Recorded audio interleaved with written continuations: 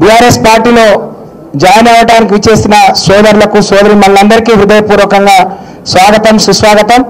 హరీశ్వర్ రెడ్డి గారి కుటుంబంతో నాకు అనేక ఏళ్లుగా అనుబంధం ఉంది. ఇప్పుడున్న ముఖ్యమంత్రి రేవంత్ రెడ్డి తెలుగుదేశం ఎమ్మెల్యేగా రాజీనామా చేసిన తర్వాత మరి ఆ రోజు పెద్దలు కేసీఆర్ గారు పక్కనే ఉన్న నియోజకవర్గంలో కొడంగల్ నియోజకవర్గంలో గిరిజనులు ఎక్కున్నారు.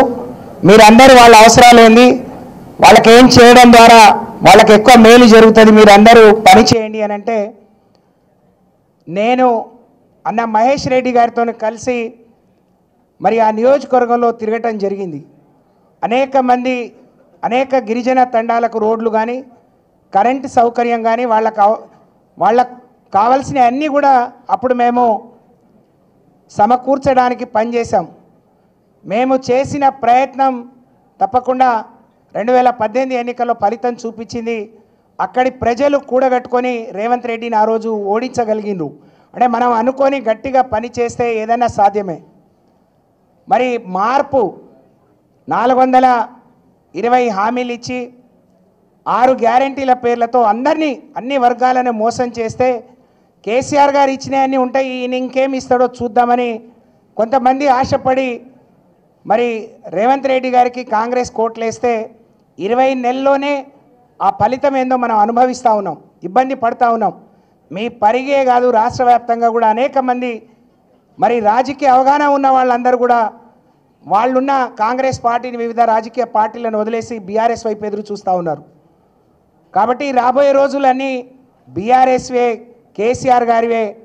ఇవాళ కేసీఆర్ గారు ఈ రాష్ట్రంలో ఉండే సామాన్యులకు, పేదవాళ్లకు, గిరిజనులకు, దళితులకు, నేను గిరిజన బిడ్డను, నేను ఒక మాజీ మంత్రిగా ఎవరికైనా మరి మంత్రి అంటే అనేక సార్లు గెలిచి ఉండాలి, లేకపోతే రాజకీయ పరపతి ఉండాలి. కానీ ఒక సామాన్యమైన గిరిజన బిడ్డను, ఈ రాష్ట్రంలో ఉండే గిరిజనులకు మేలు నీ ద్వారా జరగాలి అని చెప్పి ఆ రోజు కేసీఆర్ గారు నన్ను మంత్రి చేస్తే అన్ని నియోజకవర్గాలు, మీ నియోజకవర్గానికి కూడా నేను తిరిగాను.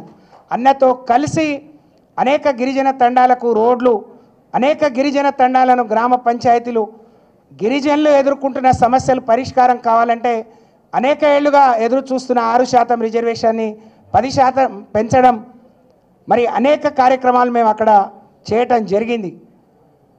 అలాగే ఒక దళిత బంధు తీసుకొచ్చి, లేకపోతే ఒక పేదింటి బిడ్డకు కడుపు నిండా అన్నం పెట్టడానికి ఆరోగ్య లక్ష్మి తీసుకొచ్చి, ఒక పేదింటి బిడ్డ పెళ్ళైతే ఒక కళ్యాణ లక్ష్మి తీసుకొచ్చి, ఇలా చెప్పుకుంటూ పోతే ఈ రాష్ట్రంలో రైతులను రాజును చేయడం కోసం దాదాపు కేసీఆర్ గారి పాలనలో 1,00,000 కోట్లకు పైగా రైతులకు రుణమాఫీ, రైతు బంధు, రైతు బీమా, వాళ్లకు సకాలం. ఇప్పుడే తమ్ముడు చెప్తా ఉన్నాడు, ఇందిరమ్మ రాజ్యం అంటే క్యూలో చెప్పులు పెట్టుకొని ఇబ్బందులు పడటం.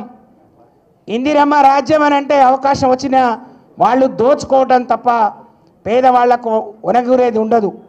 నిన్న చూసాం మనం, సబితమ్మ గారి నియోజకవర్గంలో ఇచ్చిన కార్డులు 1000 అయితే పంచడానికి మంత్రి మరి కాంగ్రెస్ పార్టీ నాయకులంతా హంగామా చేసి, సబితమ్మ గారు రేవంత్ రెడ్డి జడ్పీటీసీ కూడా కాకముందు మంత్రి, మరి 3 సార్లు మంత్రిగా పనిచేసిన వారిని కూడా మరి లెక్క చేయకుండా, గౌరవించకుండా, మరి అక్కడ రేషన్ కార్డులు ఇవ్వకుండా పోతే వాళ్లకు అన్యాయం అవుతుందని చెప్పి వారు ఓపికతో, వారితో పాటు ఇంకో ఎమ్మెల్సీ గారు, ఈ దేశానికి ప్రధానిగా పనిచేసిన పివి నరసింహారావు గారి కూతురు వాణిదేవి గారు కూడా, 2 మహిళలు ఇంత సీనియర్లు ఉండి కూడా మరి ఓడిపోయిన వాళ్లను అక్కడ కూర్చోబెట్టుకొని రేషన్ కార్డుల పంపిణీ చేయడం.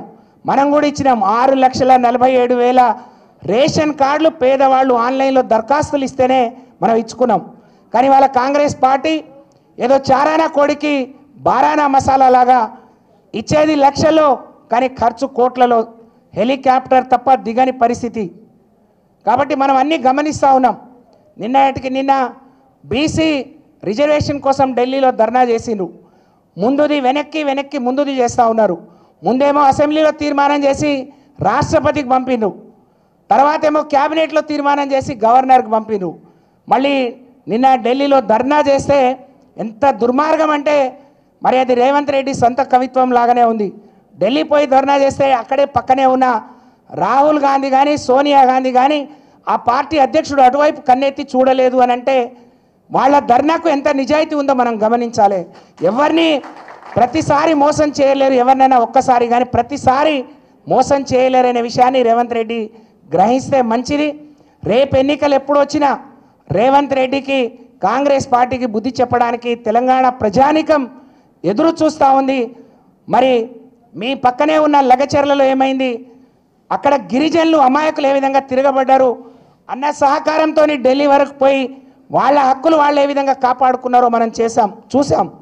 కాబట్టి మనం పోరాడితే పోయేది లేదు, తప్పకుండా మరి బానిస సంఖ్యలు అన్నట్టే మనం పోరాటం చేయాలి. ఎస్పీనో కలెక్టర్నో చెప్తే వీళ్ళు శాశ్వతం కాదు, మనం అక్కడే పుట్టి పెరిగిన మనం శాశ్వతం తప్ప వీళ్ళు కాదు. ఎన్ని రోజులు వీళ్ళు అధికారాన్ని మరి అడ్డం పెట్టుకొని రాజకీయాలు చేస్తారో చూద్దాం. మీరు ధైర్యంగా ఉండండి, మీకు అండగా మరి అన్నతో కలిసి మీకు ఏ అవసరం వచ్చినా ఏ కష్టం వచ్చినా నరేందర్ అన్న జైలుకు పోతే వారికి ఏ విధంగా అండగా ఉన్నారో మరి అనేక సాక్ష్యం మీ కళ్ళ ముందు ఉంది. కాబట్టి మీరెవరు కూడా ఇబ్బంది పడవద్దు. మహేష్ రెడ్డి అన్నకు అండగా ఉండండి, వారికి అండగా కేసీఆర్ గారు కేటీఆర్ గారు మరి ఉంటారు అనే విషయాన్ని మీ అందరికి కూడా తెలియజేసుకుంటూ మరి ఇదొక స్ఫూర్తి కావాలి, ఇదొక ముందడుగు కావాలి. పరిగి నుంచి మొదలైన ఈ పార్టీలో చేరిక రాష్ట్ర వ్యాప్తంగా మరి పూర్తి కావాలి అని అంటే మీరందరికి కూడా స్ఫూర్తిగా ఉండాలి అని చెప్పి మీ అందరికి కూడా తెలియజేసుకుంటూ మరి పెద్ద ఎత్తున ఇక్కడికి తరలి వచ్చిన మా అన్నదమ్ములందరికీ 2 చేతులు జోడించి నమస్కారాలు తెలియజేసుకుంటూ సెలవు. జై తెలంగాణ, జై కేసీఆర్, జై కేటీఆర్. Thank you. గతంలో మీరు మంత్రిగా ఉన్నప్పుడు కూడా మా నియోజకవర్గానికి దాదాపు 19 తాండాలకు కూడా రోడ్లు ఇచ్చిండ్రు.